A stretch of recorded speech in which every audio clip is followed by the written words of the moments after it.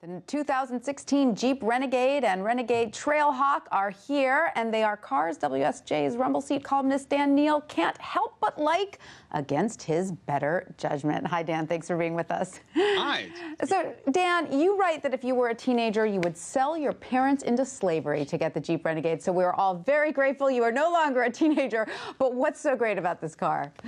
As are my parents. Yes, well, this surprised me. Actually, a quote from one of my WSJ colleagues who said his teenage daughter was completely bonkers about this particular product, and I can believe it. You know, it has it's an attempt to reach a younger audience, and I think they succeed. You know, Jeep is a strong brand, strong name, strong story, but it really has to evolve in order to reach a younger audience, and that's delicate because it's a younger audience really around the world. Right. So this evolved to reach that younger audience, but I'm wondering if it's problematic that this is the first Jeep to be final assembled outside the U.S. because Jeep makes a big deal about made in the U.S., doesn't it?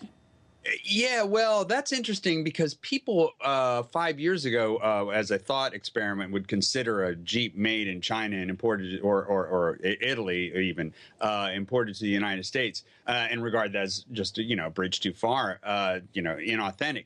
But in practice, it doesn't seem to have really bothered consumers that much less pushback on the provenance angle than had generally been expected. Now, this is a Jeep in the best sense, you say, but what about in the worst sense? Is there any of that somewhat corny nostalgia attached? Yes, well, like I said, it has to evolve. One way it has to evolve is that Jeep has always had kind of a quasi-military bearing, at least that's traditional product. So this has been civilianized. It's been made more friendly, cuter, more anime. It did keep the round Jeep headlights, which are nice, kind of eyes, and so it's much friendlier. It is cute.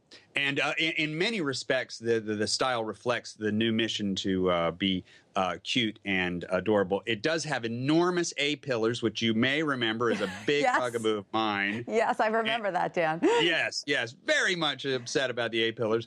And a few other things. I mean, it's not built like a Rolls-Royce, but it definitely will get kids where they're going. And it sounds like it's selling like hotcakes, so everyone's happy. Dan Neal, thank you so much for that.